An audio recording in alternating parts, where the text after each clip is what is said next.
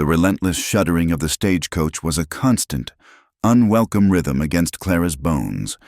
Each jolt, each lurch into a sun-baked rut, felt less like a journey forward and more like a final, brutal shaking out of the life she had left behind. Outside the grimy window, the world was a haze of ochre dust, kicked up by the hooves of 4 tired horses. The city, with its noise, its soot, and its suffocating memories, was gone, swallowed by the vast, indifferent horizon. In its place was nothing but an endless expanse of cracked earth and scorched sky. At 39, Clara felt as barren as the land she was traveling through. The lines around her eyes were not from laughter, but from 2 decades spent squinting against the glare of a life she hadn't chosen, and from the tears that followed the slam of a door late at night, when her husband, Arthur, finally succumbed to the whiskey that had been his only faithful companion. She had felt not grief, but a hollow, terrifying silence, the silence of an empty house, an empty purse, and an empty future. The city had offered no solace. Doors were closed to a widow with no connections, and hands softened by a life that had, at least, spared her from hard labor. Every polite refusal felt like a stone being placed on her chest, until she could no longer breathe.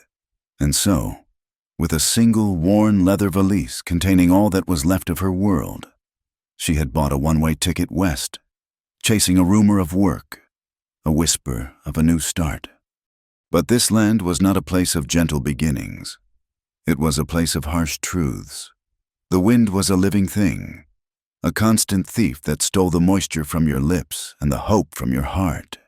It howled through sparse, skeletal trees and whipped sand into stinging clouds that scoured the paint from the scattered wooden buildings. The towns they passed were little more than temporary scars on the landscape, a clutch of clapboard houses, a general store with a faded sign, a blacksmith's forge belching black smoke, and always a saloon. In these towns, men paused their work to watch the stagecoach pass.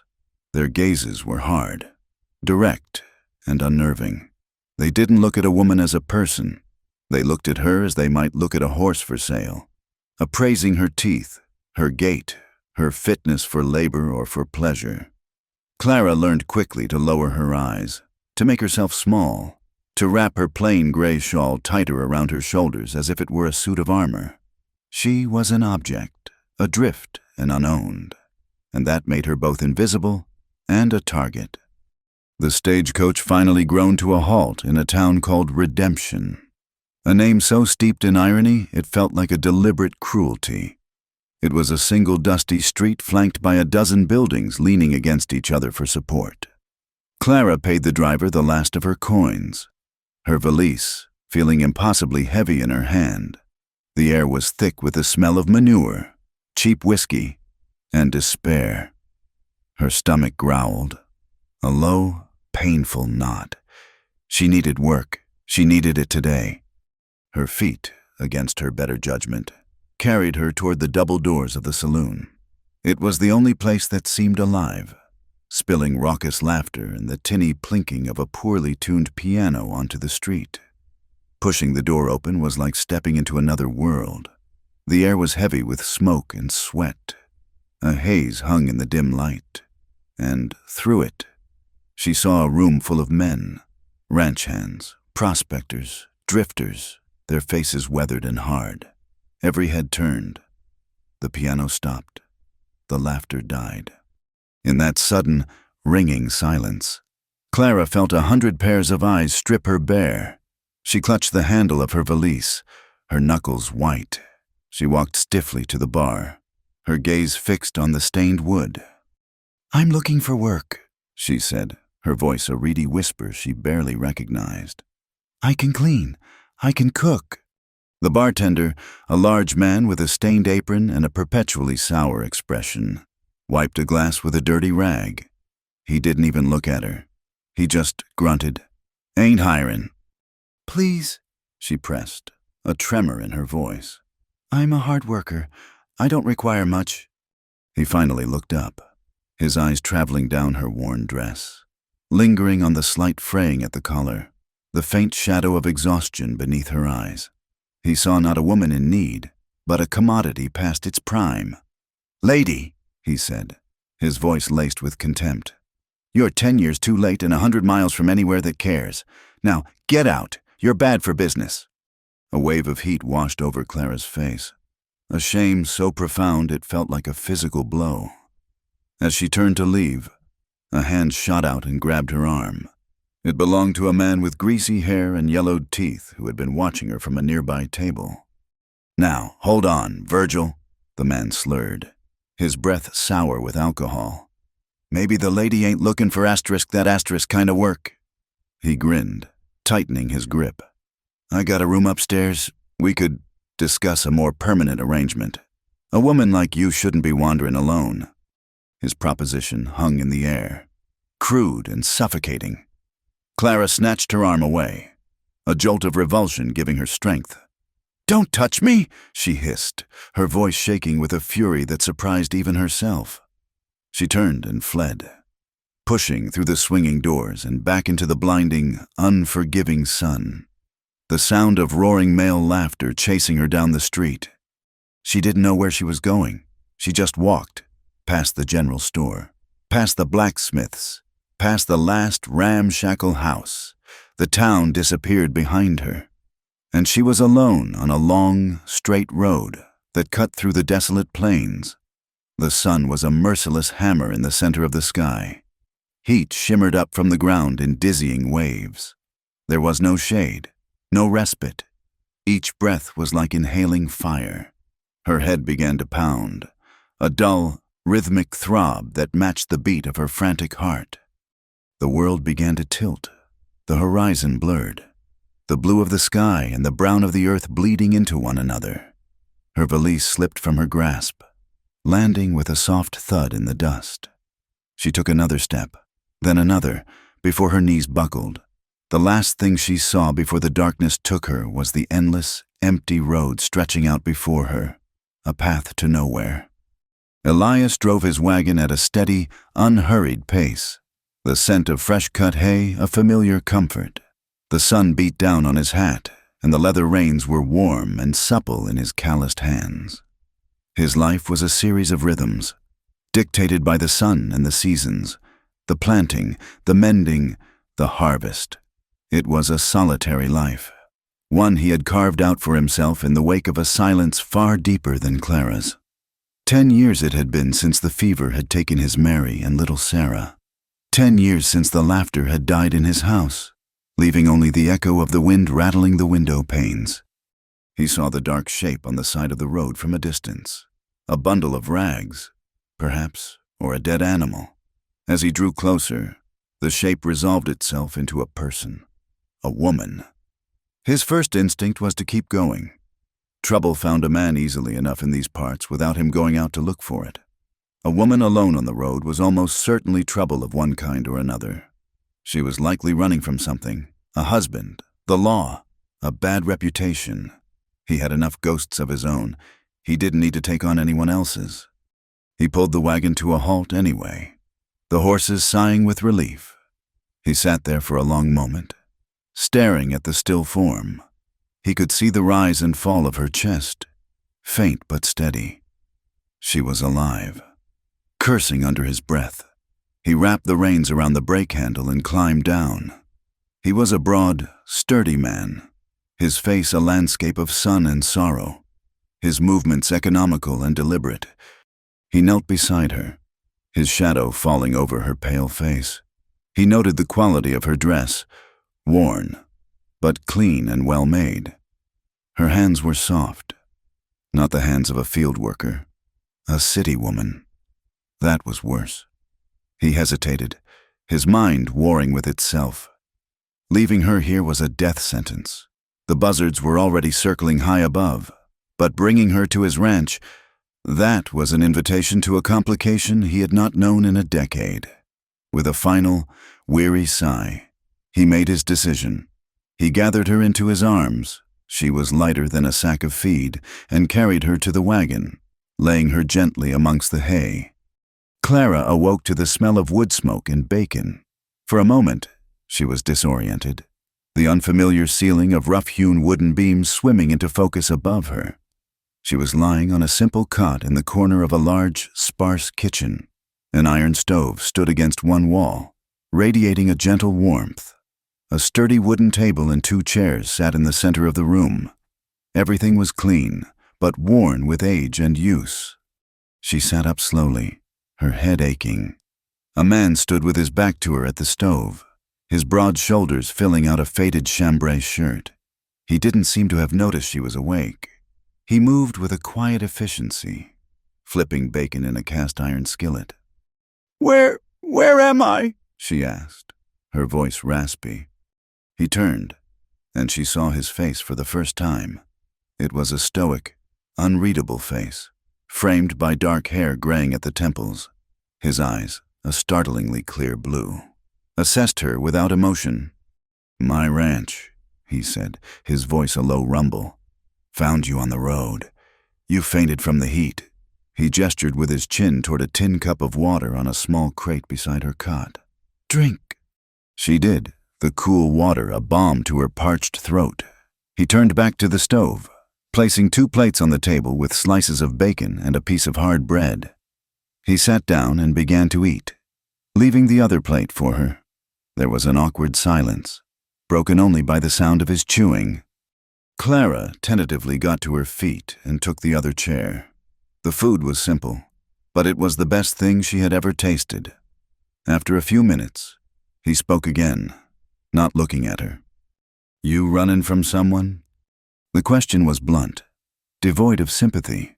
He was a man who dealt in facts. Clara swallowed a piece of bread that suddenly felt like sawdust in her mouth. She looked down at her hands, resting in her lap. She could lie. She could invent a story, a destination, a purpose, but the effort was beyond her.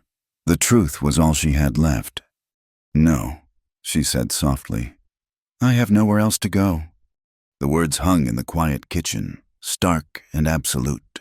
It was a confession of utter defeat. Elias finished his meal, pushing the plate away. He studied her for a long moment, his blue eyes searching her face. He saw the exhaustion etched there, the despair she tried to hide. He saw the ghost of a beauty that life had worked hard to erase. He saw something of his own loneliness reflected in her gaze. "The house needs a woman's hand," he said. Finally. The words sounded rough, as if he wasn't used to forming them. "It's a mess. I can give you a room and board for a few days. You cook, you clean, when my leg is better. I'll take you into the next town. You can find your way from there." He hadn't mentioned his leg, but now she noticed a slight limp when he stood to clear the plates. It wasn't an offer of kindness. It was a practical, temporary transaction. For Clara, it was a lifeline. "I accept," she said, relief washing over her so intensely it made her feel weak. "Thank you." He just nodded, taking the plates to a wash basin. That night, in a small, bare room with a single window looking out onto a sea of stars, Clara sat on the edge of a hard wooden bed. She was safe. She was fed. She was not on the street. But the reprieve felt fragile, as fleeting as a desert mirage. She pulled the old, threadbare shawl from her valise. It still carried the faint, musty scent of Arthur, of their shared home, of the life that had been both her prison and her entire world. She pressed the fabric to her face, and for the first time since leaving the city, she allowed herself to cry. The sobs were silent, shaking her small frame, each tear a testament to a past she couldn't escape and a future she couldn't imagine. Outside, the vast, silent land listened, unmoved. The first days bled into a week, and a new rhythm began to etch itself into the silence of the ranch. It was a rhythm Clara created, born from the quiet necessity of work. She rose before the sun, when the air was still cool and smelled of dust and dew. The first sound in the house was the gentle scrape of the poker as she cleared the ash from the wood stove, followed by the crackle of new kindling catching fire. By the time Elias came in from the barn, his face still damp from the wash basin outside, the aroma of coffee and frying bacon would be chasing the last of the night's shadows from the kitchen. She moved through the small house with a quiet purpose that belied the turmoil in her heart. She learned the geography of the place, the loose floorboard by the pantry, the way the afternoon sun slanted through the single window in the main room, the persistent drip of the water pump that had to be jiggled just so. These small, solid facts were anchors in the vast sea of her uncertainty. She scrubbed floors that hadn't been properly cleaned in a decade, mended the threadbare elbows of Elias's shirts with neat, almost invisible stitches, and coaxed a meager but determined crop of vegetables from the neglected patch of earth near the well. She found a strange solace in the repetition of these tasks. Boiling water, kneading dough, pulling weeds. These were things that had a clear beginning and a satisfying end. They were problems she could solve. For Elias, the change was as unsettling as it was welcome. For 10 years, the house had been a shell, a place to sleep and eat, a structure that held the ghosts of his past but none of the life. He was accustomed to the profound silence, broken only by the wind or the creak of aging timber. Now, there were other sounds. The soft whisk of her broom against the floorboards, the gentle clink of a spoon against a ceramic bowl, the low hum of a hymn she sometimes sang to herself while hanging laundry. At first, her presence made him clumsy in his own home. He felt large and intrusive, constantly worried he was in her way as she moved between the stove and the table. They spoke little. Mornings were for a shared, silent meal. The days were spent apart, he in the fields, she in the house or garden. Evenings brought them back to the kitchen table, the lantern casting a warm, circular glow that seemed to push the immense darkness of the plains a little further away. He would watch her. Sometimes, when she didn't know he was looking, he watched the way her hands, though uncalloused, were never idle. He noticed the weariness that settled in the lines around her eyes as the day ended, and the way she sometimes paused, staring out the window at nothing he could see. He started to feel a strange, protective stirring, an emotion so foreign he didn't recognize it at first. The house was breathing again, and he was slowly, reluctantly, breathing with it. One late afternoon, he found her behind the horse barn, struggling to turn over a patch of hard, sun-beaten earth she meant to plant wildflowers. She'd said, "A touch of color in all this brown." He watched for a moment, then took the spade from her without a word. She didn't protest, simply stepping back to retrieve a bucket of water. They worked together as the sun began its slow descent, painting the sky in strokes of orange and violet. The light was golden and forgiving, softening the harsh lines of the land. It caught the strands of silver woven through her dark hair, making them shine like spun moonlight. Elias paused, leaning on the spade, and simply looked at her.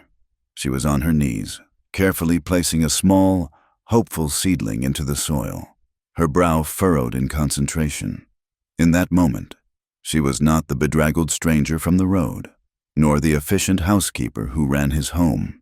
She was just a woman, tending a garden in the fading light. A wave of something powerful and painful washed over him, a memory of another woman, another garden, a lifetime ago. But this feeling was different. It wasn't just memory. It was something new, something that centered entirely on the silver-haired woman kneeling in the dirt before him. He felt a sudden, sharp ache in his chest, a longing so keen it stole his breath. He said nothing. He simply turned back to the earth and kept digging. The whispers started the next time he went into Redemption for supplies. The town was small, and a secret was a currency it couldn't afford to keep. He stood at the counter of the general store, waiting for the proprietor, Mr.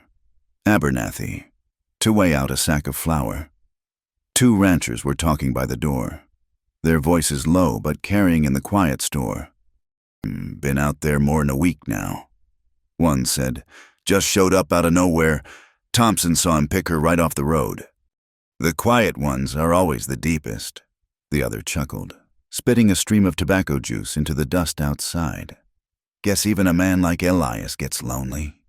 Wonder what he's paying her for." The insinuation was as foul as the spittoon in the corner.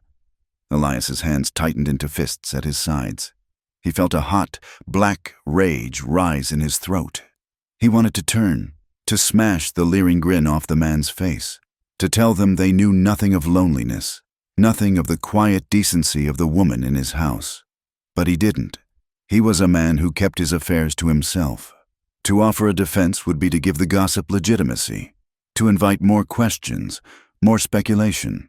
He paid for his goods, his jaw set like granite, and walked out of the store without a word, the men snickering following him like a physical blow. The ride home was long, the anger churning inside him. It wasn't just for himself. He was used to being the town recluse, the subject of pity and speculation. But the filth they were attaching to Clara, it felt like a violation. She had known nothing but hardship, and now this place was adding shame to her ledger. Clara knew something was wrong the moment he returned. He was more silent than usual, his movements clipped and angry. He put the supplies away with a force that made the tins rattle on the shelves. She asked if his trip was all right. He just grunted in response. The air in the small kitchen grew thick and heavy with his unspoken fury. She endured it for a day, the tension coiling in her own stomach. Finally, she found her courage. That evening, as she cleared the dinner plates, she spoke, her back to him. "Mr. Elias," she began, her voice barely a whisper, "if my being here is causing you trouble, you must tell me—" He stopped, his head snapping up. "What trouble?" he asked, his voice rough. She turned, her hands twisting in her apron. "In town, people talk. I know how it must look. A single woman in a man's home." She looked at the floor, unable to meet his gaze. The humiliation was a familiar, bitter taste in her mouth. "My time is nearly up. When you feel your leg is strong enough to make the journey, I will be ready to leave. I do not wish to be a burden on you any longer." The words came out in a rush of shame and resignation. She expected him to agree, to express relief. Instead, the silence stretched, taut and vibrating. When he finally spoke, his voice was raw, torn from somewhere deep inside him. "I need you." It was just 3 words.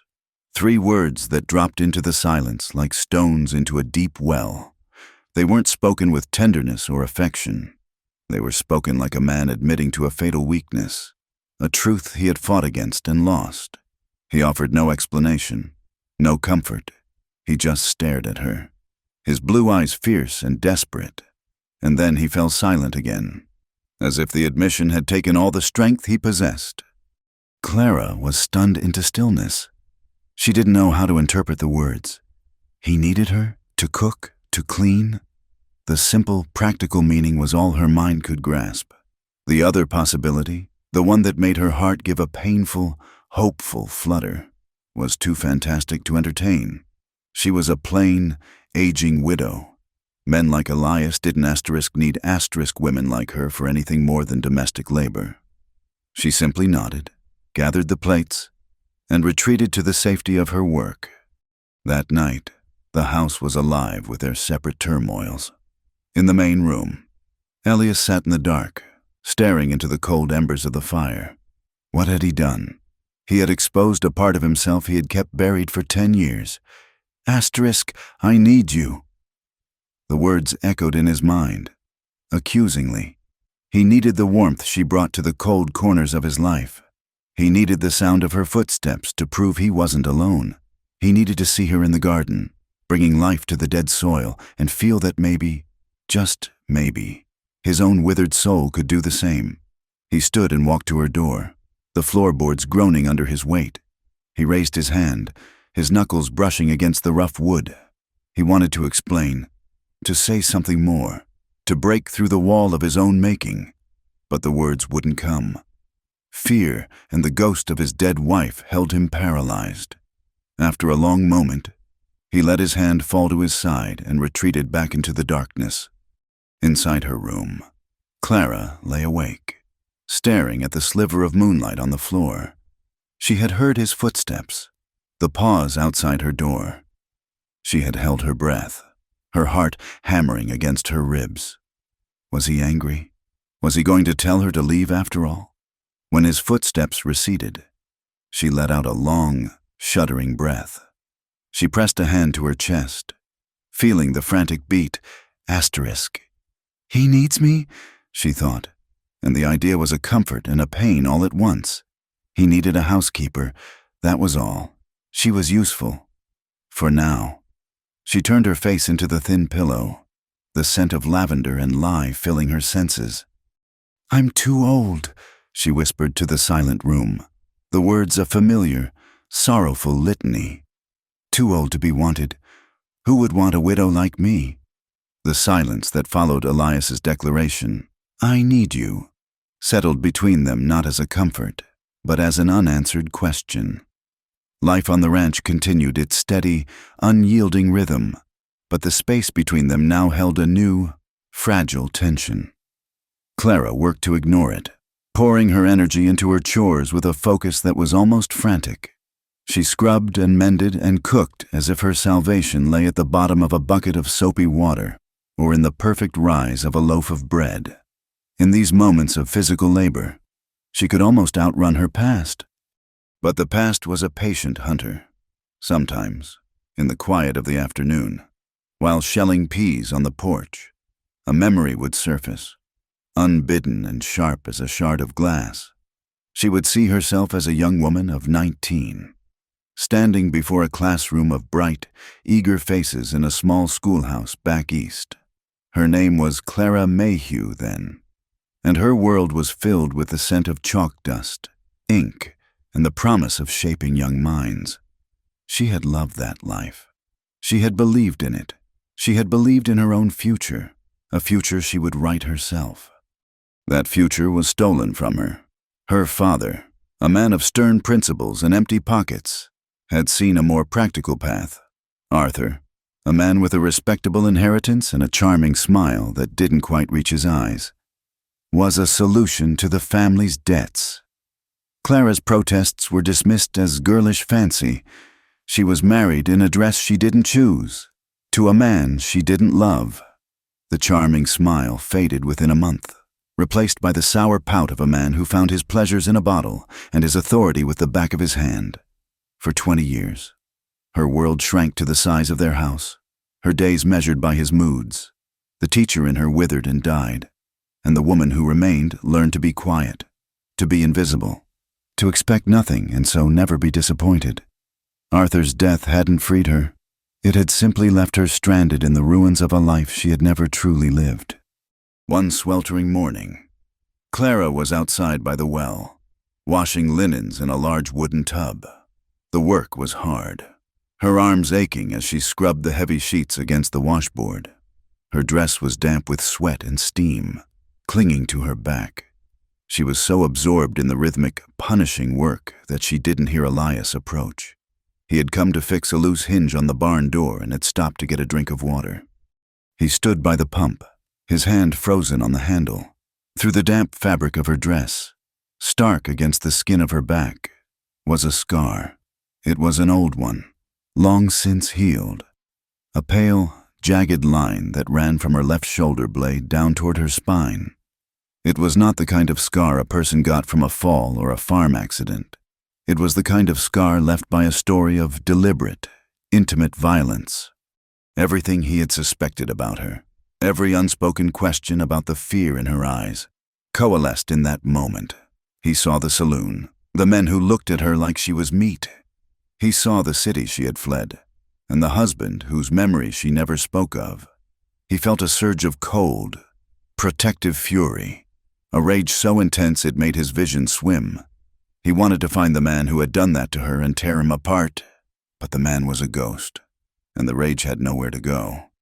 Clara, sensing his presence, straightened up and turned, wiping her brow with the back of her wet hand. She saw him standing there, his face a mask of stone, and a flicker of her old fear ignited. "Did you need something, Mr. Elias?" He looked away from her back, his gaze meeting hers. He could have asked. He could have given voice to the question that hung between them, but he saw the instinctive way she folded her arms across her chest, the subtle pulling away. He understood that her story was her own, a burden she had carried alone for so long that sharing it was a language she no longer spoke. To ask would be a violation. Another man demanding something from her she was not ready to give. So he simply shook his head. "No," he said, his voice softer than she had ever heard it. "Nothing, just thirsty." He pumped a cup of water, drank it down, and walked back to the barn without another word. The image of that pale, jagged line burned into his mind.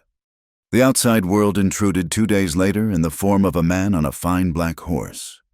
He rode up to the house as if he owned it, a portly, well-dressed man with a silver-knobbed cane resting across his saddle. Clara saw him from the kitchen window and felt a knot of anxiety tighten in her stomach. Elias met him on the porch, his stance wide and uninviting. "Croft," Elias said.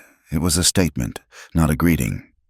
"Elias," the man, Silas Croft, replied with a smug smile. "I see you've acquired some domestic help. Good. A man in your position needs comfort." His eyes slid past Elias to the kitchen window, and his smile widened. "State your business," Elias said, his voice flat. "My business is the same as it was last spring, and the spring before that," Croft said, tapping his cane on his saddle horn. "This land, it's worthless for grazing, and you know it. But the creek that runs through the northern edge, that water is worth a fortune to me. I'm expanding. I need it. I'm prepared to make you a final offer. $500. More than this dust bowl is worth." "The land's not for sale," Elias said. "My wife and daughter are buried on that hill. This is my home. That's final." Croft's smile vanished. "Nothing is final. Elias, you're one man, alone out here. Fences burn, wells get poisoned, accidents happen. It would be a tragedy for you to lose what little you have left over simple stubbornness. Think on my offer." Without waiting for a reply, he wheeled his horse around and galloped away, leaving a cloud of dust and menace in his wake. Clara had heard every word. A cold dread washed over her. She knew men like Croft. She had seen that same arrogant cruelty in her husband's eyes. It was the look of a man who took what he wanted, convinced of his own entitlement. And now, this man's greed was aimed squarely at Elias, and she was caught in the middle. That night, she couldn't eat.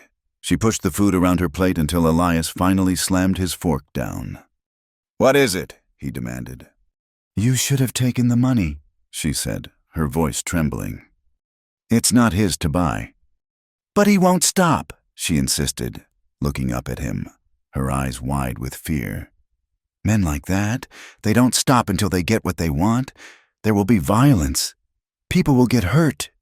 She took a deep, shaky breath. "I should go. If I'm not here, he loses a way to mock you. I'll be gone in the morning. I'm only making things worse for you." That was the breaking point. The combination of Croft's threat, the sight of her scar, and now her immediate, ingrained instinct to blame herself and run, shattered the dam of his composure. He stood up, his chair scraping loudly against the floor. "Is that your answer to everything?" he growled, his voice thick with a frustration she didn't understand. "To run, to disappear, to think of yourself as nothing but a burden to be shed?" "I am a burden," she cried, getting to her feet to face him. "Look what has happened since I arrived. The town whispers about you, and now this man threatens your home because he sees me here as a weakness." "He threatens my home because he wants my water," Elias roared, taking a step toward her. "It has nothing to do with you. Why can't you see that? Why must you always believe you are the cause of every trouble? I told you I need you, and you stand there planning to run away at the first sign of conflict." His words, meant to reassure, felt like an accusation. He didn't understand. He couldn't. He had never been powerless. He had never had his entire existence defined by the whims of another. All the fear, the shame, and the 20 years of silenced pain erupted out of her in a single, ragged scream. "Because I have nothing left to give anyone." The force of it shocked them both into silence. Her chest was heaving, tears streaming down her face. "Don't you understand?" she sobbed, her voice cracking. "I came here with nothing. I *** nothing. You look at me and I don't know what you see. But it's a lie. There is nothing left inside me. No beauty, no youth, no future. I am a dried-up well, an empty house. There is nothing here for a man to want, and nothing here worth fighting for." She stood before him, completely undone. Her entire life sorrow laid bare on the floor of his kitchen. Every fear she had ever had about her own worthlessness was now spoken, hanging in the air between them, sharp and undeniable. Elias stared at her, his anger completely extinguished, replaced by a profound and aching confusion. He had been trying to fight for her, to make her see that she mattered, that she had a place here, but he had only managed to break her open and expose the raw, weeping wound she had hidden for so long. He didn't have the words to fix it. He didn't know the language of comfort, overwhelmed and utterly lost. He did the only thing he could. He turned, walked out the door, and let the screen door slam shut behind him, leaving Clara alone with a devastating echo of her own confession. Elias did not return to the house. The slam of the screen door was followed by a profound and heavy silence, broken only by Clara's ragged breaths. She stood in the middle of the kitchen, feeling as though she had been flayed open, her every raw nerve exposed to the cold air. The things she had screamed at him were truths she had never dared to whisper even to herself. And now they were out, irrevocable. She had shown him the full, desolate landscape of her heart, and he had walked away. She stayed like that for a long time, rooted to the spot, until the last of the evening light faded from the window and the room sank into deep shadow. She didn't light a lamp. The darkness was a comfort, a place to hide. She eventually moved, a slow, automaton-like shuffle, clearing the table, washing the dishes, her mind blessedly blank. She expected him to return for the night, to occupy his bed in the main room in a stony, unforgiving silence. But the hours crawled by, and the house remained empty save for her. Outside, the wind began to rise. It started as a low moan, a lonely sound that curled around the corners of the house, but it steadily grew in strength, becoming a shriek that rattled the window panes in their frames. The sky, which had been clear and starry, was consumed by a tide of roiling black clouds. A low rumble of thunder echoed in the distance, a threat that drew closer with each passing minute. Clara lay in her cot, fully clothed, listening. Every gust of wind was the sound of his angry footsteps. Every creak of the house was him at the door. But he didn't come. The storm broke with a sudden, shocking violence. A flash of lightning bleached the world white for a split second, followed by a crack of thunder so loud it seemed to shake the very foundations of the house. Then came the rain. Not a drizzle, but a solid, deafening sheet of water that hammered against the roof and turned the world outside into a churning, liquid chaos. A new feeling began to stir beneath her shame and sorrow. A cold, sharp spike of fear. It was a stupid argument. He was a grown man, a rancher who knew this land and its moods better than anyone.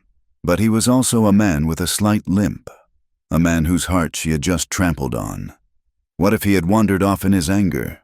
What if he was out there, in this maelstrom, hurt and alone? The image of him lying injured in the dark, the rain pouring down on him, was more than she could bear. She couldn't stay here, waiting. While he was out in that, her own pain was irrelevant. Her pride was a luxury she couldn't afford.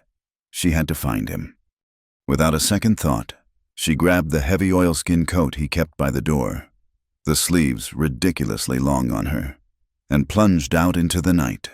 The force of the wind and rain hit her like a physical blow, stealing her breath and plastering her hair to her face in seconds. The yard was a river of mud, sucking at her shoes. The lantern she'd lit was almost useless, its flame flickering wildly, casting dancing, distorted shadows.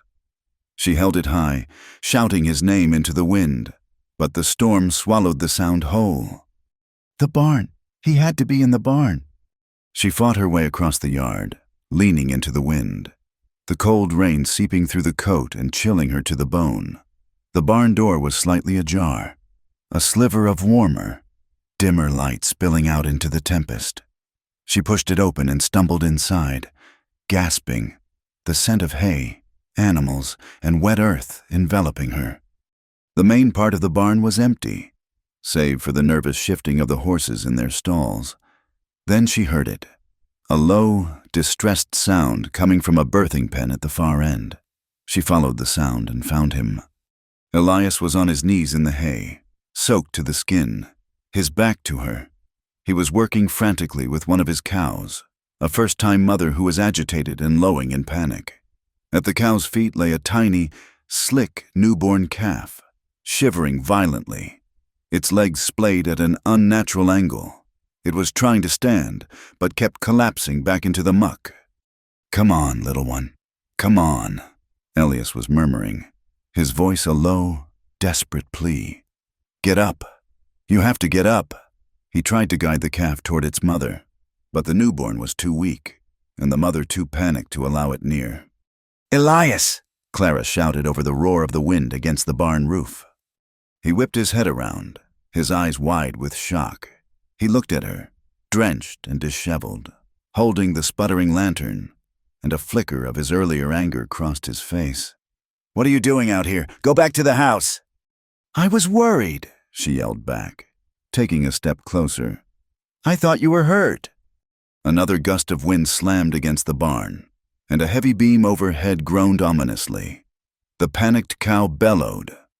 The calf let out a piteous cry. In that moment, their argument, their pain, their entire complicated history was stripped away, leaving only the immediate, desperate reality of the situation. He needed help. "The cold's got him," he said, his voice grim. "He won't last long if he can't get warm and get milk. I need to get him dry, get those empty grain sacks from the corner, and find a clean rag." Clara didn't hesitate. She placed the lantern on a high ledge and moved, her fear replaced by a sharp, clear focus. She gathered the rough burlap sacks and a piece of old linen. They knelt together in the hay, a small island of focused effort in the surrounding chaos. While Elias held the shivering calf steady, Clara began to rub it down with the rough sacks, trying to stimulate its circulation and dry its slick coat. The calf was so fragile, its bones like twigs beneath the skin. The mother cow watched them, her eyes rolling, but she seemed to sense they were helping, not harming. They worked in a desperate, unspoken rhythm. He would murmur encouragement to the animal while she rubbed and dried, her hands moving with a firm, maternal gentleness. At one point, a section of the roof tore loose with a sound like a gunshot, sending a cascade of icy rain down on them. But they barely flinched, their attention locked on the tiny, fragile life in their hands. Finally, the calf gave a stronger shudder and, with Elias's help, managed to get its wobbly legs underneath it. He guided it to its mother, who, finally calm, began to lick her baby clean. They stood up slowly, their bodies aching. They were both soaked through, covered in mud and hay, but the calf was standing. They had done it. They had saved it. They looked at each other in the dim, flickering light, and for the first time, there was no anger, no confusion, only a shared, profound exhaustion and relief. The walk back to the house was a silent battle against the elements. Inside, the warmth from the still glowing embers in the stove was a blessing. They dripped onto the floorboards, leaving puddles of muddy water behind them. Elias began to shiver, a deep, uncontrollable tremor that shook his entire frame. "Get those wet things off," Clara ordered, her voice firm. The helplessness she had felt before was gone, replaced by a deep, instinctual need to care for him. She stoked the fire, adding fresh logs until it roared back to life, casting a warm, dancing light around the room. She grabbed the rough woolen blanket from his bed and thrust it at him. "Now," Elias, before you catch your death." He was too cold and tired to argue. He stripped off his wet shirt in the shadows of the room and wrapped the blanket around his broad shoulders, huddling close to the fire. Clara turned her back to give him privacy, but not before she saw the stark, powerful lines of his chest and arms in the firelight. She fetched a towel and, coming to stand behind his chair, began to dry his hair, her movements gentle and sure. He flinched at her first touch, but then relaxed, leaning his head back slightly, surrendering to her care. They sat in silence for a long time after that, the storm still raging outside, the fire crackling and spitting before them, the shared danger. The collaborative effort to save a life had forged a new kind of intimacy between them, one that had no need for words. The air was thick with it. His hand, which was resting on the arm of his chair, moved. He slowly reached out, his calloused fingers brushing against the back of her hand where it rested on her lap. It was the most tentative of gestures, a question asked without a voice. He started to pull back, as if expecting her to recoil. She didn't. She held her breath, her heart seeming to stop. And then, slowly, she turned her hand over, her fingers lacing with his. His hand was large and warm, and it enveloped hers completely. He looked at her then, his clear blue eyes searching her face in the flickering firelight. He saw the tracks of her earlier tears, the weariness, the fear, and he saw the strength that had brought her out into a storm for him. He leaned forward, closing the small distance between them. The first kiss was as hesitant and uncertain as his touch. His lips were chapped and cool from the rain, and they met hers with a softness that was almost reverent. It was a kiss of profound loneliness, of years of unspoken longing poured into a single, fragile moment. It was clumsy and perfect. Clara felt a lifetime of tension release from her in a single, shuddering sigh, and she leaned into him, her hand coming up to cup his jaw. He deepened the kiss, and a warmth she hadn't felt in 20 years spread through her, chasing away the last of the storm's chill. He pulled away from the kiss to wrap his arms around her, drawing her out of her chair and into his embrace. He held her tightly, burying his face in her still damp hair, and in the solid, protective circle of his arms. She felt safe, she felt wanted, and that was when the dam broke. The kindness was too much, the hope was too terrifying. All her ingrained feelings of worthlessness rushed back in a devastating wave.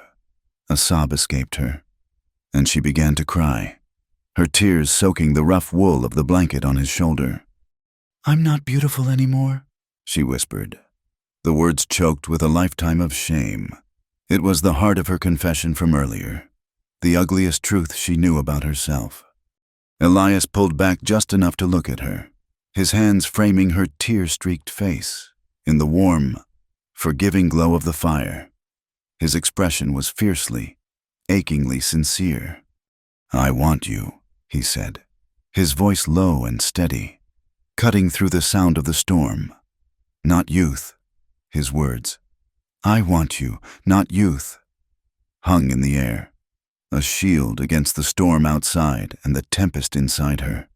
They were the kindest words anyone had ever said to her, a direct balm on the oldest and deepest of her wounds. The tears still tracked down her face, but they were no longer tears of shame. They were tears of a disbelief so profound it felt like pain. He didn't rush her. He simply held her, his large, solid frame a bastion against the world, until her sobs subsided into shuddering breaths. He led her to the fire, sitting her down in his chair before kneeling in front of her. The gesture was so unexpected, so tender. It stole the air from her lungs. He took her hands in his thumbs gently stroking her knuckles. "Clara," he said, his voice a low, rough murmur. The sound of her own name on his lips was a revelation. Arthur had rarely used it, preferring woman or simply nothing at all. "Look at me." She slowly lifted her gaze from their joined hands to his face. In the firelight, his expression was stripped of its usual stoicism. She saw in his eyes a loneliness that mirrored her own, and a yearning that was so honest and raw it made her heart ache. There was a universe of hesitation in that small, warm space by the fire. Every instinct Clara had honed over 20 years screamed at her to pull away, to retreat into the safety of her invisibility. This was a dangerous country, this land of want and tenderness. But then she saw the fear in his eyes. Too, the fear of a man who was offering a piece of his own broken heart and was terrified she would refuse it. And in his vulnerability, she found a sliver of her own courage. He lifted a hand, his movement slow, deliberate, giving her every chance to stop him. He brushed a stray, damp strand of hair from her cheek, his calloused fingertips impossibly gentle against her skin. The touch was electric, a spark that traveled down her spine. He leaned in, and this time when he kissed her, there was no desperation, only a deep and patient questioning. She answered by leaning into him, her hand finding its way to the back of his neck, her fingers tangling in his thick, damp hair. The journey from the fireside to his bed in the main room was a silent, halting procession. He led her by the hand, the blanket still wrapped around his shoulders, the firelight painting their long shadows on the log walls. Every step was a decision. For him, it was letting a new life cross the threshold into the most sacred, grief-haunted space in his home. For her, it was walking toward a kind of intimacy she had only ever known as an obligation, a duty performed in darkness and silence. By the bedside, he turned to her. He didn't reach for her. Not yet. He just looked at her, his gaze tracing the lines of weariness and sorrow on her face as if they were a map he was trying to memorize. He was giving her the power, she realized, the power to say no. She gave her answer by reaching up and slowly, with trembling fingers, beginning to unfasten the top button of her damp dress. Her hands shook so much she could barely manage it. He saw her struggle and covered her hands with his own, stilling them. "Let me," he whispered. His touch was not the fumbling, impatient grasp she had known. His fingers were careful, unhurried, as they worked the small buttons free. With each one, it felt as though he were unlatching a different lock that had been placed around her heart. When the dress was open, he didn't pull it from her. He gently pushed it back from her shoulders, revealing the plain cotton chemise beneath. He paused, his eyes finding the top of the jagged scar on her back. He didn't say a word, but she saw a flicker of profound sadness in his eyes before he leaned forward and pressed a soft, healing kiss to the skin of her shoulder, just above where the scar began.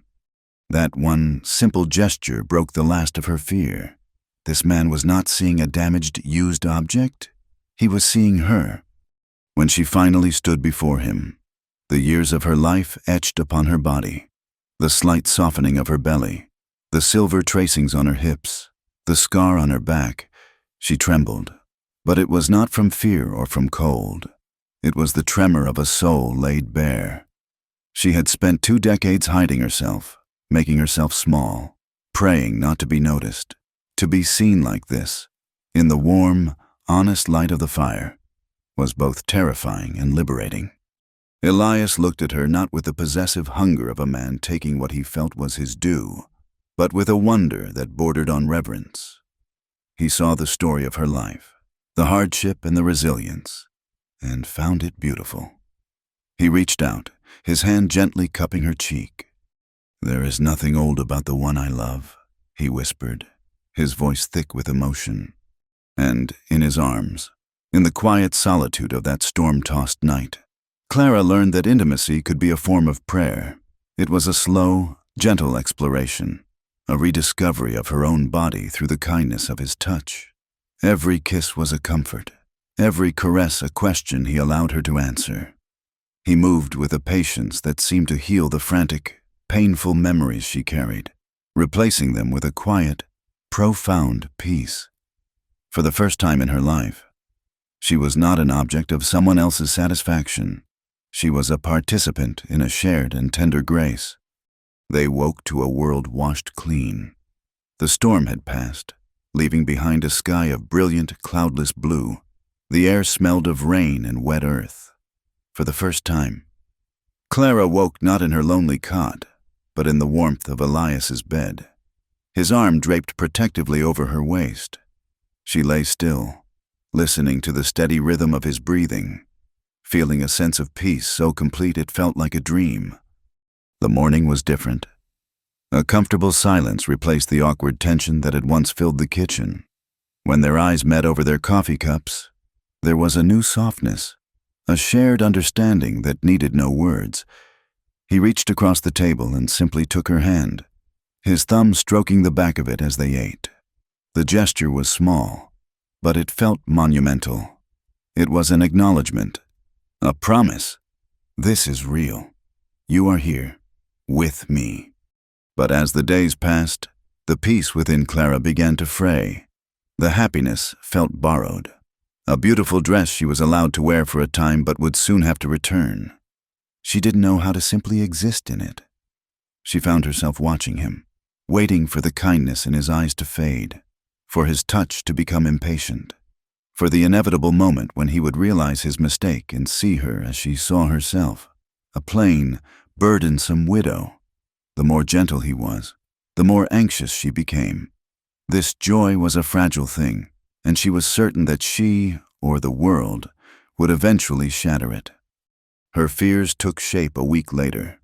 They were in the vegetable garden, Elias repairing a section of the fence while Clara weeded, when the sound of an approaching wagon made them both look up.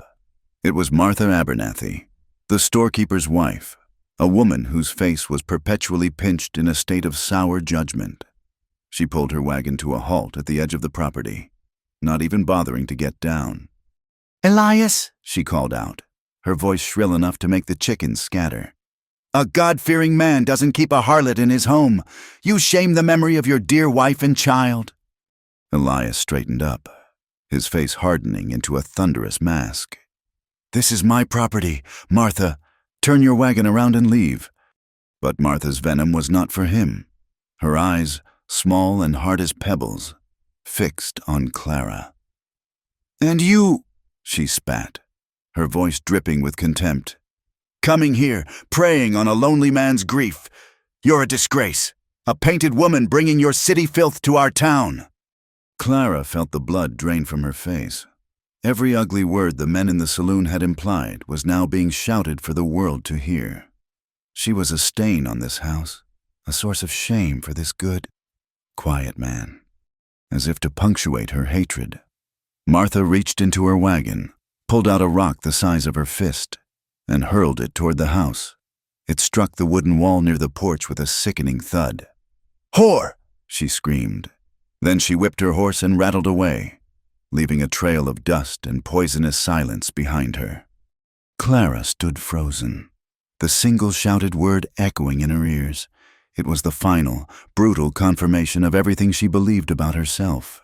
She had brought this ugliness to his door. She was the burden. She was the trouble. Without a word, she turned and walked stiffly toward the house. Elias called her name, but she didn't stop. Inside her small room, she pulled out her old valise and began to pack with trembling, frantic hands. It was over. The beautiful, impossible dream was over. She had to leave, now, before she destroyed him completely. Elias found her by the door, valise in hand, her gray shawl wrapped tightly around her shoulders, her face a pale, resolved mask of misery. "What are you doing?" he asked, his voice dangerously quiet. "I am leaving," she said, not looking at him. "She is right. I have brought you nothing but shame. I will not stay to be the ruin of you."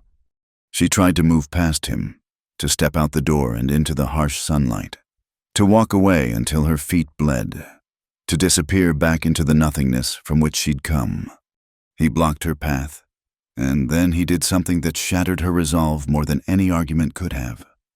He slowly, deliberately, went down on one knee before her, there in the doorway of his home. He looked up at her, his face filled with a desperate, pleading intensity that she had never seen on any man. "Clara," he said, his voice raw and thick with emotion. He reached out and took her hand, the one not holding the valise, his grip firm and grounding. "Don't let their ugly words make you forget the way I see you." His words were an anchor, and his kneeling form a plea so powerful it broke the lock on her oldest prison, the instinct to run. Clara let the valise slip from her fingers, its thud on the floorboards a sound of finality. She reached down with both hands and pulled him to his feet, her answer not in words, but in the simple, profound act of refusing to let him kneel before her. She was not a queen to be petitioned. She was his partner in this small, fragile life they were building, and they would stand against the world's ugliness together. In the weeks that followed, a quiet, settled peace descended upon the ranch. It was a peace born not of ignorance, but of choice.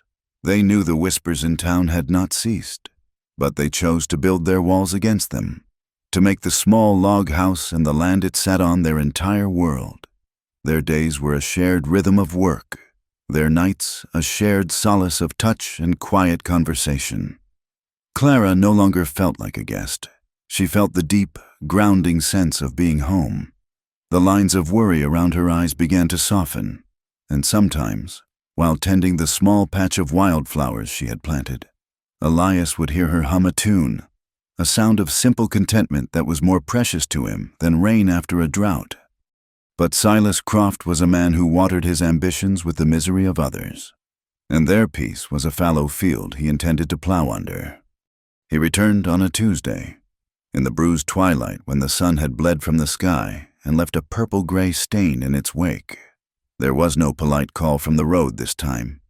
Clara was inside, kneading dough for the morning's bread, while Elias was in the barn, settling the animals for the night. The first sign of trouble was the sudden, frantic barking of the dog. Clara wiped the flour from her hands and went to the window. 3 figures on horseback were riding directly toward the house, their forms dark and menacing against the fading light.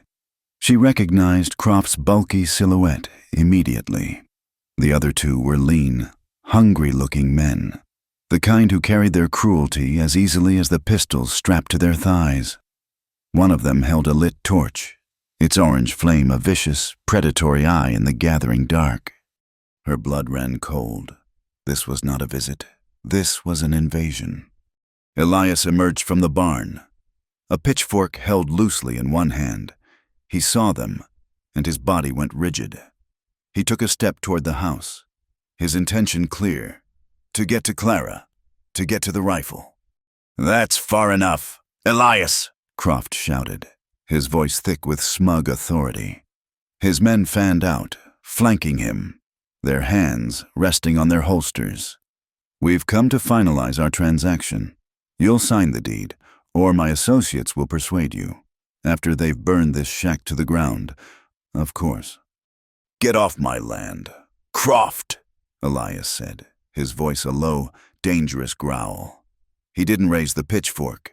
He just stood there, a solitary, defiant figure between the invaders and his home. One of the hired men laughed, a short, ugly bark. He dismounted, pulling a heavy length of chain from his saddle. "The old man thinks he's tough," he sneered. From the window, Clara watched, her heart hammering against her ribs like a trapped bird. Every instinct screamed at her to hide, to find the darkest corner and make herself small until the violence was over. This was how she had survived 20 years with Arthur. Male rage was a storm to be weathered, not faced. But then she looked at Elias, standing alone, willing to fight 3 armed men to protect what was theirs. He was protecting her asterisk. The thought was a lightning strike to her soul. She was not a liability he was defending. She was the treasure in the vault. And these men were here to tear it all down. The past and the present collided within her, and for the first time in her life, the urge to protect someone else was stronger than the urge to protect herself. The fight was as swift as it was brutal. As the man with the chain advanced, Elias lunged, not with the pitchfork's tines, but using the long handle like a staff. He caught the man across the jaw, sending him stumbling back. But the second man was already off his horse, drawing his pistol and using the heavy barrel to club Elias across the back of the head. Elias staggered, a cry of pain torn from his lips, and the first man was on him, the chain whistling through the air, wrapping around Elias's arm and shoulder. Elias fought back with a primal fury, but he was overpowered. They dragged him to the ground, their boots striking his ribs and back with sickening, rhythmic thuds. Clara screamed. The sound was thin and useless against the backdrop of the violence. Croft watched from his horse, a satisfied smirk on his face. "Burn it," he ordered. The man with the torch began to walk toward the house. In that moment, something inside Clara snapped. The fear was still there, a cold, nauseating serpent in her belly. But something else rose with it, a white-hot, protective rage. She turned from the window and ran to Elias's bed. She dropped to her knees, her hands fumbling beneath the rough frame until they found the cold, heavy steel of the Winchester rifle he kept there. Her hands shook so violently she could barely hold it. It was impossibly heavy, a tool of death she had never touched in her life. She had to consciously think about how to work the lever, to chamber a round. The asterisk sniped asterisk of the mechanism, a terrifyingly loud sound in the quiet house. For a second, she faltered. Could she do this? Could she? Clara, a former schoolteacher who had spent her life shrinking from the world, walk out that door and face down armed men? Then she heard Elias groan in pain, and her hesitation vanished. She walked out onto the porch, the rifle held awkwardly in her hands. The man with the torch was only a few yards away. He stopped, his eyes widening in surprise, and then he laughed. "Well, look what we have here," he sneered. "The old man's woman wants to play soldier." Croft turned his horse, his smirk deepening. "Put the gun down, little lady. This doesn't concern you." "Get away from him," Clara said. Her voice didn't thunder. It trembled. It was the reedy, thin voice of a terrified woman, but it carried an unmistakable core of steel. "Get off this land, now!" The second hired man, wiping blood from his knuckles, sauntered toward the porch. "Or what? You gonna shoot us with that thing? I doubt you even know which end the bullet comes out of." He took another step. Clara raised the rifle. It wavered in her grip, the front sight a blurry, dancing shape in the twilight. She tried to aim for the man, but her arms were shaking too much. She closed her eyes, thought of Elias lying broken in the dirt, and pulled the trigger. The explosion was deafening. It ripped through the air, a shocking cannonade of sound that seemed to shake the whole world. The recoil slammed the rifle butt back into her shoulder, a brutal, punishing blow that sent a shock of pain through her entire body. She missed. The bullet went wide, splintering the top rail of the fence a good 10 feet to the left of the man, but it didn't matter. The sheer, unexpected violence of the act stunned the men into silence. They had seen a victim, a woman to be ignored or assaulted at their leisure.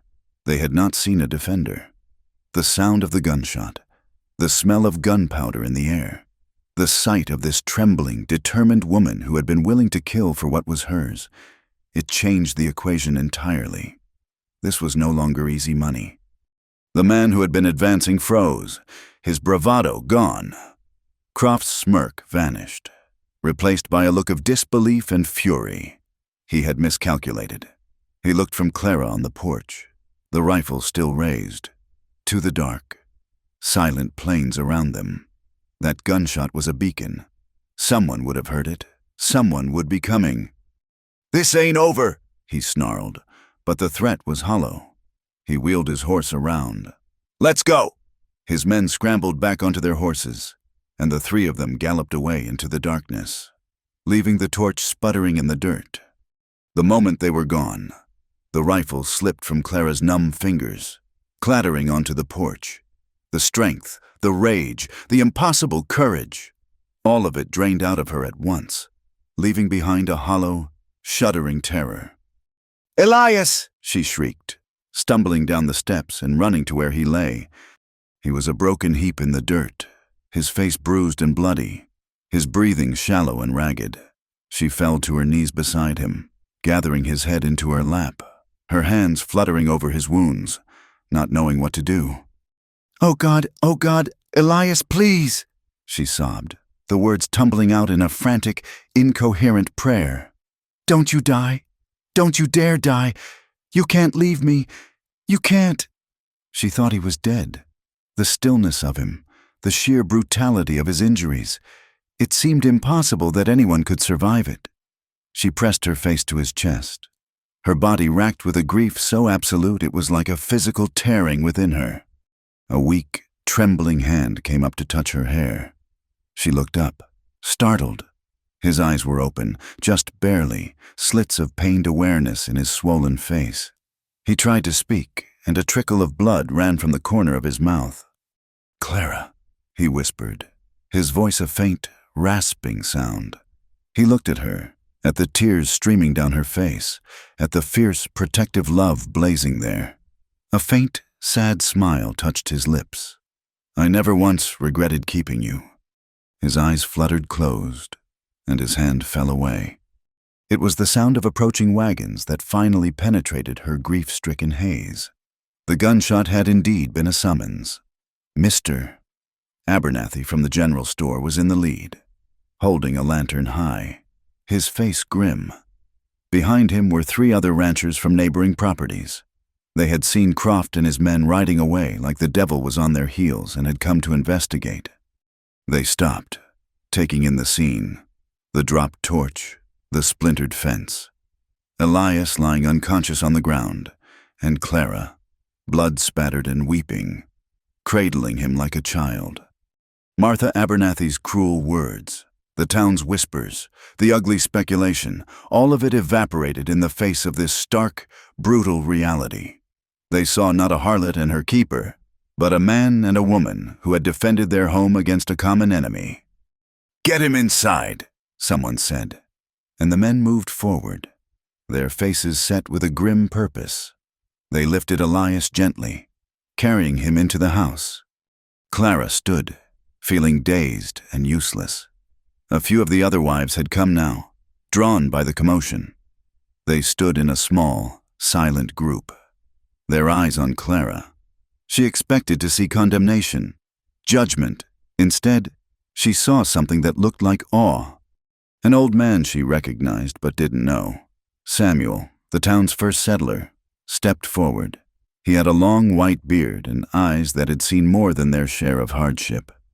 He looked at the heavy rifle on the porch, then at Clara's small, trembling frame.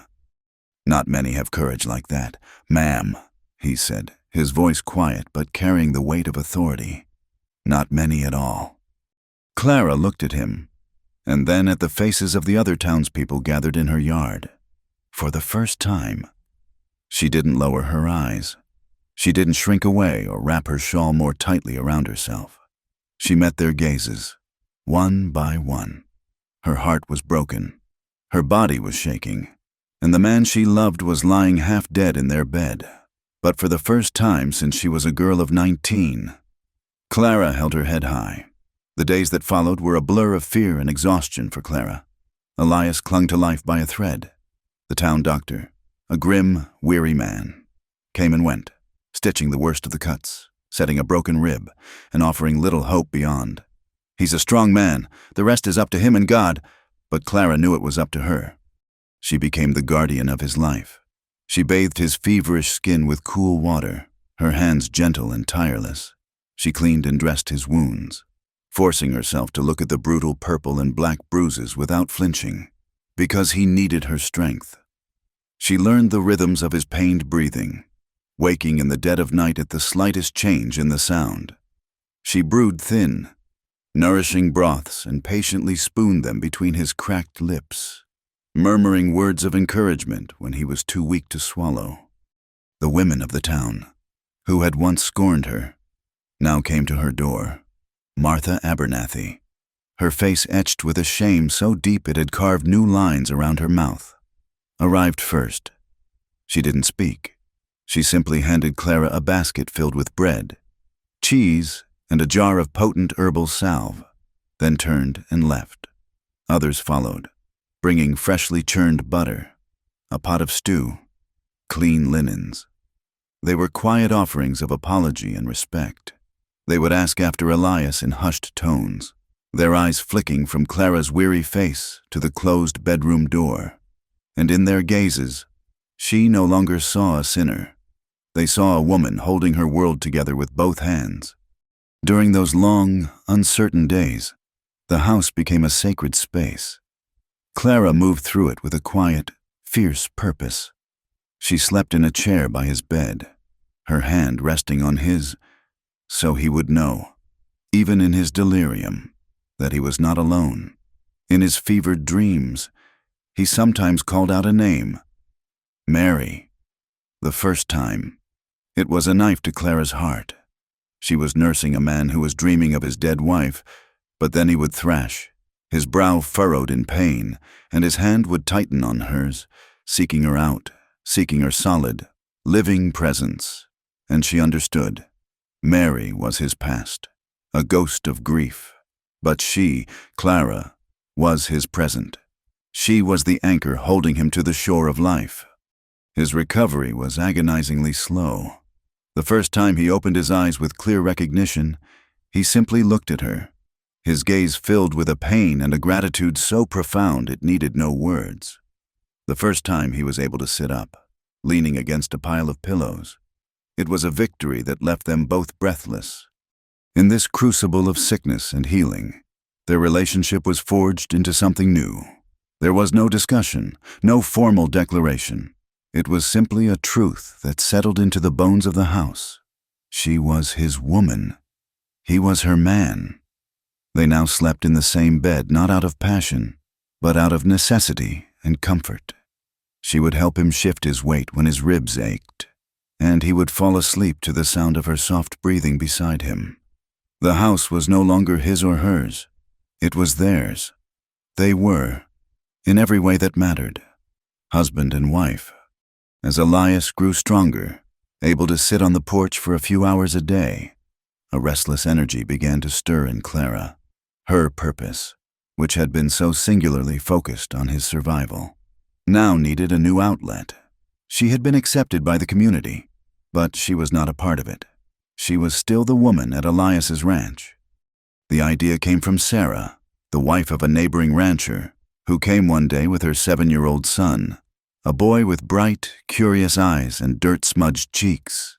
While the women talked, the boy sat on the steps, tracing patterns in the dust. "He's getting to the age where he ought to be learning his letters," Sarah sighed, watching him.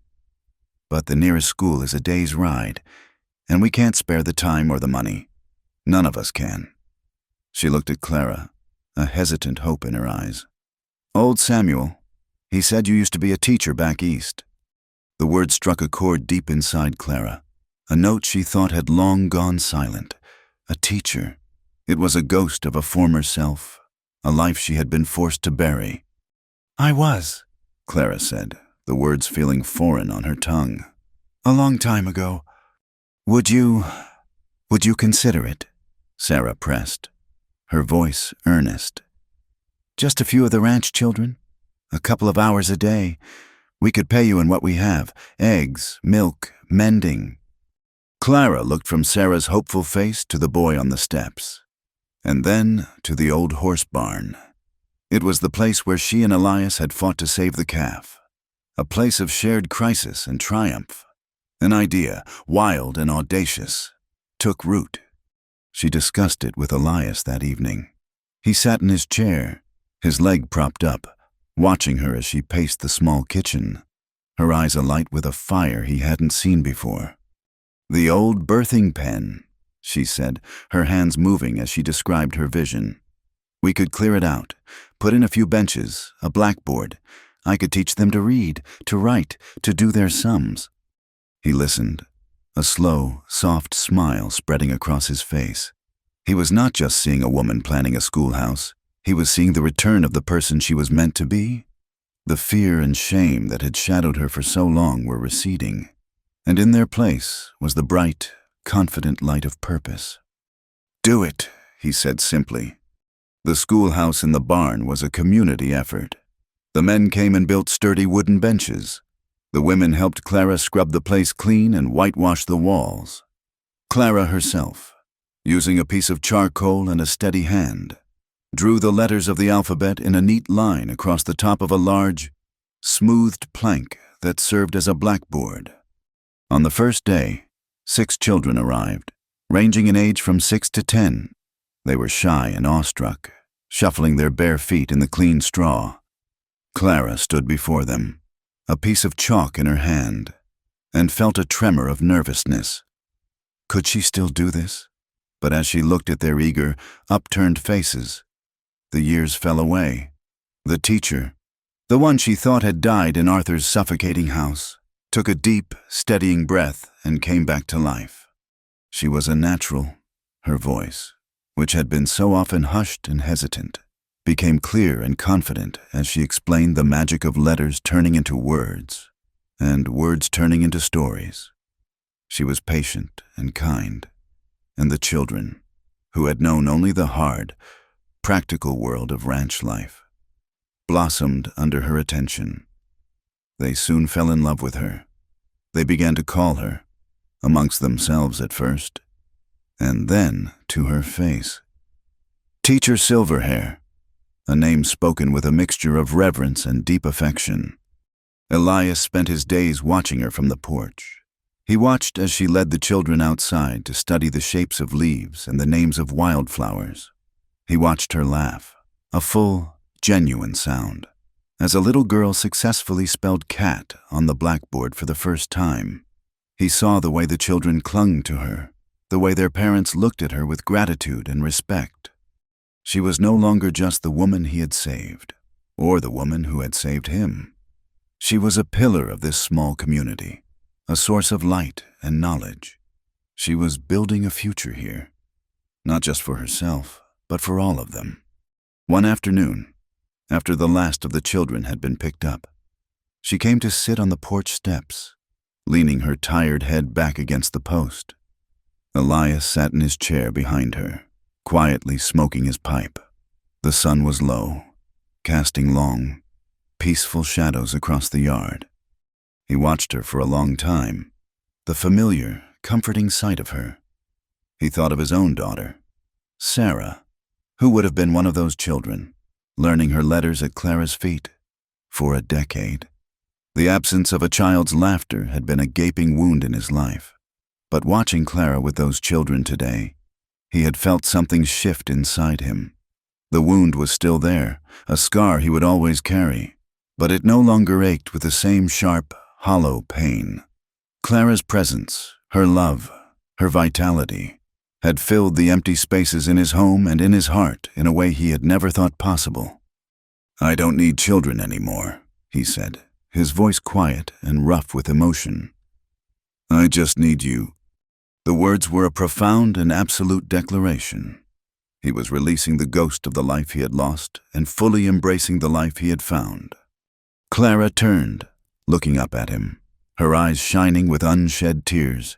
She had given him back his life, and now he was giving her back her future, a future free from the shadows of his past. She stood up and came to him, kneeling before his chair just as he had once knelt before her. She took his larger, scarred hand and laced her fingers through his. "Then never push me away again," she said, her voice a steady, unbreakable promise. That night, they came together not with the desperate, healing urgency of their first time, but with the slow, deep, powerful certainty of a river finding its way to the sea.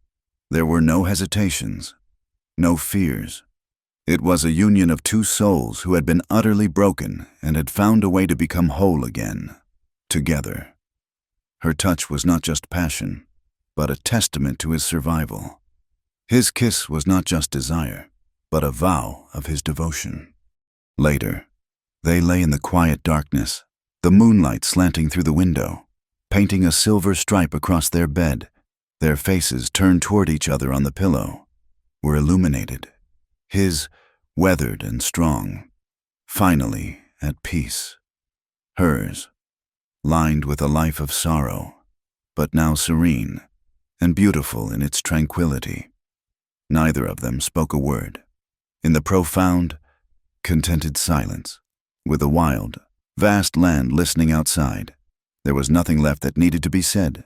The following spring arrived not with a sudden burst, but with a slow, determined greening of the brown land. Life, which had held its breath under the hard winter frost, returned with the gentle insistence of new grass pushing through cracked earth. It was a season of quiet miracles, and on a warm afternoon when the sun hung in the sky like a golden blessing, Elias and Clara chose to have one of their own. There was no church, no gilded altar. Their cathedral was a small clearing at the edge of the woods that bordered the ranch, a place where the wild prairie met the whispering pines. The ground was carpeted with the first determined wildflowers of the season, and the air was sweet with the scent of sun-warmed soil and pine needles. It was a place that belonged to no one and everyone, a fitting sanctuary for a love that had grown out of the wild, untamed land itself. They were not alone. The community, which had once been a source of such pain, now formed a small, respectful circle around them. These were the same people who had once whispered and judged, but their faces now held a soft, genuine warmth. They had witnessed the trial by fire that Elias and Clara had endured, and in the ashes of that violence, all judgment had burned away, leaving only a deep, abiding respect. They came not as spectators, but as witnesses, bearing humble gifts that spoke a language far truer than words. Sarah, the rancher's wife who had first asked Clara to teach, brought a lopsided but beautiful cake, its top decorated with sugared violets. Mr. Abernathy, looking awkward but sincere, rolled a small barrel of his best cider into the clearing. Even Martha Abernathy was there. She approached Clara just before the ceremony began, her face still a mask of severity, but her eyes held a new, softer light. She pressed a small, clumsily tied bouquet of wild daisies and bluebells into Clara's hands. "Every home needs flowers," was all she said, before retreating back into the crowd. Clara was not a youthful bride in silk and lace. She was a woman of 40 years, her life story etched in the silver of her hair and the lines around her eyes.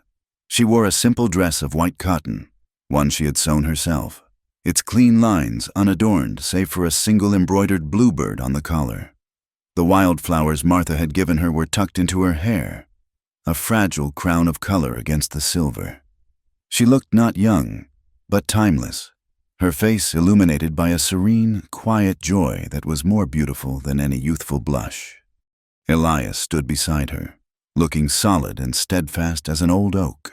He wore his Sunday shirt, faded from 100 washings but clean and pressed, and he was freshly shaven, the clean line of his strong jaw more pronounced than usual. He did not look like a man transformed, but like a man who had finally come home to himself. As he looked at Clara, there was no trace of the haunted, solitary man he had been. His eyes, clear and blue as the prairie sky, held a look of such profound, gentle love that it seemed to encompass all the light in the clearing. Old Samuel, his white beard flowing like a prophet's, officiated.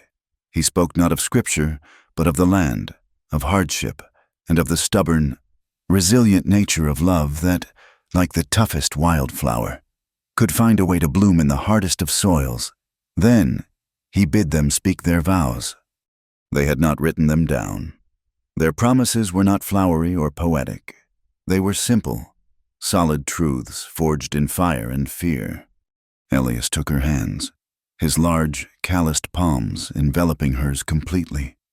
"Clara," he said, his voice low and steady, for her ears alone, "I was a man living in a house full of ghosts. You walked in and gave me back the sun. You are my home. I will honor you and protect you for all the days of my life." Clara looked into the face of the man who had seen her at her most broken and had called her beautiful. "Elias," she answered, her voice trembling only slightly. "I was a woman with no road to walk. You gave me a path. You gave me a reason. I thought my life was over, but you were my beginning. My heart is yours, and I will cherish it for all of my days." They sealed their promises with a kiss. As the sun dipped toward the horizon, setting the entire western sky ablaze in a riot of crimson and gold. The wind, that constant, restless voice of the prairie, swept through the clearing, rustling the leaves in the pines and lifting a strand of Clara's silver hair. It was not a mournful sound, but a wild, powerful hymn, a piece of music as untamed and enduring as the vows they had just made. As Elias slipped a simple, hand-carved wooden ring onto her finger, a thought, clear and perfect, formed in Clara's mind. Asterisk, I am not young. I am not a beauty. My story is scarred and worn, but I am loved. The truth of it settled into her soul, a deep, warm, and unshakable foundation upon which she could finally build a life. The celebration was as simple as the ceremony. Someone produced a fiddle, and the mournful, joyful sound of a country reel filled the twilight air. The community, their solemnity giving way to a gentle joy, ate Sarah's cake and drank Mr. Abernathy's cider. Elias led Clara to the center of the clearing for a dance. He was not a graceful man, his movements still slightly stiff from his injuries, but he held her with a sureness that was its own kind of grace. They moved in a slow circle, their steps clumsy, their foreheads resting against each other, oblivious to everyone else. The world shrank to the small, sacred space they occupied. He held her close, his hand resting on the small of her back. Then, his hand moved, spreading warm and possessively over her abdomen. It was a quiet, private gesture, a question and a statement all in one. He looked down at her, his eyes asking, and she gave a small, almost imperceptible nod, a radiant smile blooming on her face, a new life, a future she had never, in her wildest dreams, dared to imagine for herself. A tiny, miraculous wildflower, already beginning to grow. No more words were needed. The West did not change for them. The land remained wild, a place of sudden, brutal storms and long, unforgiving droughts.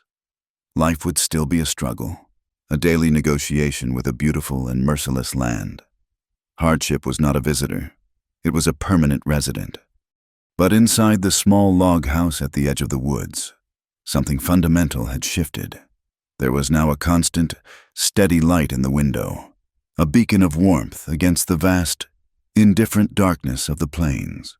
It was the light of a lamp kept burning, of a fire in the hearth, of a love that had been salvaged from the wreckage of 2 broken lives. And there, in a place she had come to by accident, a woman who had long believed she was too old to be wanted, a widow with nothing left to give, had found everything. And none. Thank you for listening to our story around the campfire tonight. We're always curious to know where our tales are traveling. Let us know in the comments where you're listening from. If you enjoyed our story, please consider subscribing to the Wild West Campfire channel and share your thoughts with our community of fellow travelers.